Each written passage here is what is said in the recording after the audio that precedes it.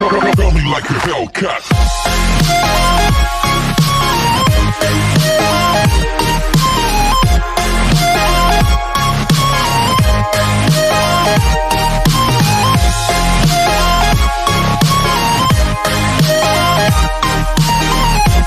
Friend है शाओशी के restaurant का सारे कपल डॉल्स खरीद के जियांगशु को दे देता है एंड जियांगशु को कहते हैं कि तुम उस सेक्रेटरी खान अपनी कार से छोड़ देंगे एंड इतना कह के वो वहाँ पर से चला जाता है। नेक्स्ट सीन में हमें दिखाया जाता है कि वो अपने घर जाता है जहाँ पे वो अपने घर रिलैक्स करने के लिए जाता है, पर तभी वहाँ पे फैमिली की स्टेप मदर आ जाती है एंड कहते हैं कि देखो मेरा एक बेटा तो बिगड़ा ही, अब दूसरा भी बिगड़ गया। तेरे को मैंने उसे मना किया था एग्जीबिशन नहीं करने के लिए, तब पर भी वो कर रहा है। आफ्टर डैट फिर वो उसे कहते हैं कि ये सब कुछ तुम्हारे वजह से हुआ फ्रेंकलिन। उसको इतना सुनाने पर फ्रेंकलिन के सिर में अचानक से दर्द होने लग जाता है, जहाँ पे फ्रेंकलिन हमें एक फ्लैशबैक दिखाया जाता है जहाँ पे फ्रेंकलिन के रियल मॉम का एक्सीडेंट हो गया था और फ्रेंकलिन एक छोटा सा बेबी था एंड सड़क पे बैठ के रो रहा था और बहुत सारी रेन हो रही थी। नो यहाँ पे फ्लैशबैक एंड हो जाता है। आफ्टर डैट फिर फ्रेंकलिन अपनी मॉम पे बहुत ही ज़्यादा चिल्लाता है एंड दैन फिर वो वहाँ पर से चला जाता है। वैसे में हमें दिखाया जाता है वो ये सब चीज़ के बारे में सेक्रेटरी खान से डिस्कस कर रहा होता है। सेक्रेटरी खान उसे कहते हैं कि वो टेंशन ना ले। फिर हमें नेक्स्ट सीन में दिखाया जाता है शाओशी फैंगली के अपार्टमेंट जाती है उसके लिए फ़ूड लेकर के, जहाँ पे फैंगली कहता है कि तुम दरवाजे पे मेरी निगरानी करो क्योंकि अभी मेरी पेंटिंग तुरंत ही कंप्लीट होने वाली है। शाओशी ऐसा ही करती है। तभी वहाँ पे फैंगली का कॉल आ जाता है तो फैंगली कॉल सीधे शाओशी को पकड़ा देता है। शाओशी उसे कहते हैं कि अभी फ्रेंकलिन की पेंटिंग कंप्लीट होने वाली है तो तुम उसको ना ही डिस्टर्ब करो तो ज़्यादा अच्छा रहेगा। तो फ्रेंकलिन कहता है कि जो एग्जीबिशन को हेल्प करने वाले थे वो सिटीज़ छोड़ के जा रहे हैं तो मैं उसे ही रोकने जा रहा हूँ।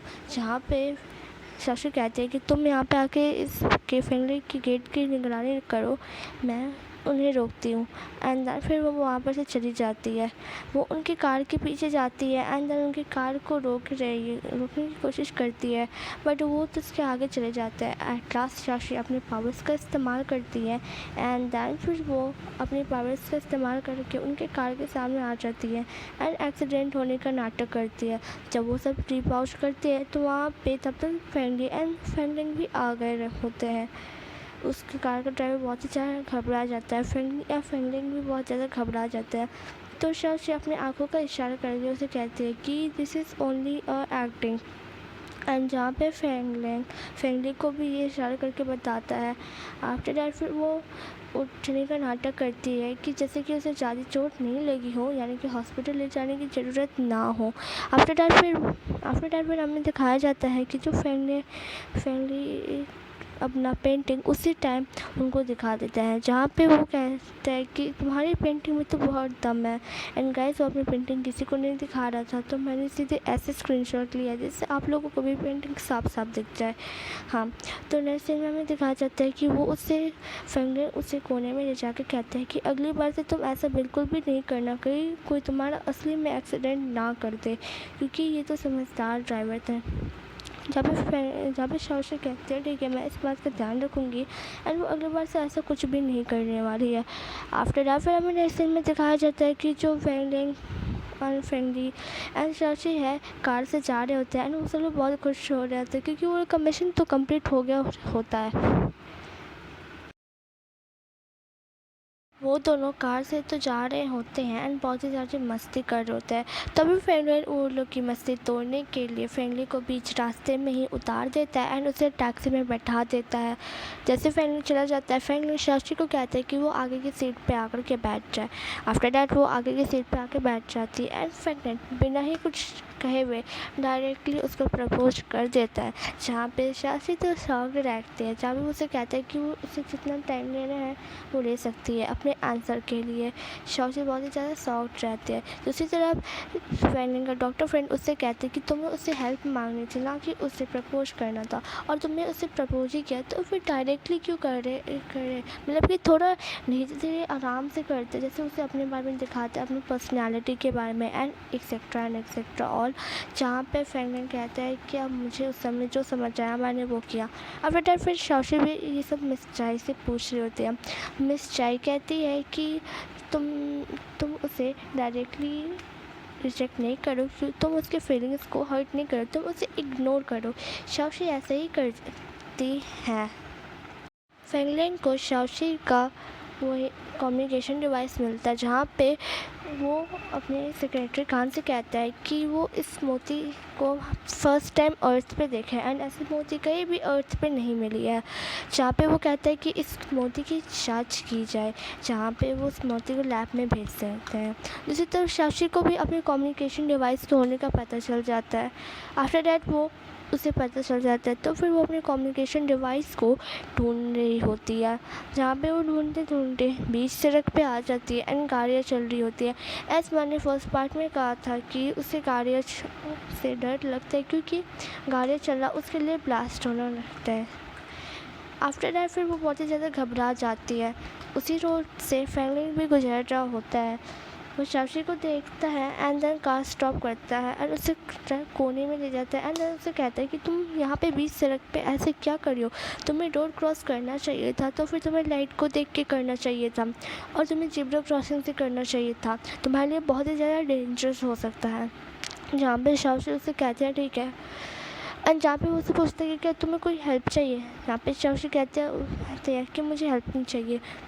वो उसे ऐसा इसलिए कह रही होती है क्योंकि वो तो इसको इग्नोर कर रही होती है। शाशी को जो सिग्नल मिलता है वो उसे फ्रैंकलिन की कंपनी से मिलता है, जहाँ पे वो उसकी कंपनी में जाती हैं एंड दैन फिर वो वहाँ पे अपने पावर्स का यूज़ करके उस लैब में जाने की कोशिश करती है, पर वो नहीं जा पाती है। जहाँ पे वो बहुत ही ज़्यादा शॉक रहती है क्योंकि इसके पावर्स का वहाँ पे कोई भी असर नहीं हो पा रहा होता है। वो अपने टॉय से इसके बारे में बात करती है, यानी कि शाओशी से, जहाँ पे शाओशी कहते हैं कि तब तो तुम्हें फ्रैंकलिन की हेल्प लेनी चाहिए। जहाँ पे उसे कहती है कि मैं तो उसे इग्नोर कर रही थी, जहाँ पे टॉयस कहते हैं तो फिर तुम फ्रैंकलिन की हेल्प ले लो। वो उसे कहती है कि ये बहुत ही ज़्यादा अच्छा आइडिया है। फ्रैंकलिन की मम्मी फ्रैंकलिन को बुलाती है एंड देन उसे कहती है कि तुमने इंटरवेंशन क्यों किया, मैंने तुम्हें कहा था कि तुम अपने भाई की कंपनी को संभालो। जहाँ पे वो उससे कहता है कि मुझे जिसमें इंटरेस्ट है मैं वही करना चाहता हूँ। जहाँ पे उसकी मम्मी कहती है कि तो फिर तुम्हें जो करना करो, क्योंकि तुम्हारा भाई तो बिगड़ा, अब तुम भी बिगड़ो। आफ्टर दैट फिर शाओशी फ्रैंकलिन से हेल्प लेती है और फ्रैंकलिन भी मान जाता है उसकी हेल्प करने के लिए। जहाँ पे वो तो कंपनी जाता है, पर कंपनी वाले फ्रैंकलिन को भी नहीं पहचान पा रहे होते हैं। जहाँ पे वो दोनों चुपके चाप कंपनी के अंदर जाने का डिसीज़न करते हैं एंड दैन फिर वो दोनों कंपनी के अंदर चले जाता है। बाय चांस शाओशी से कुछ गलती से एक केस फूट जाता है, जहाँ पे अलार्म बजने लगता है, जहाँ पे वो दोनों को फ्रैंकलिन के पास जाना होता है।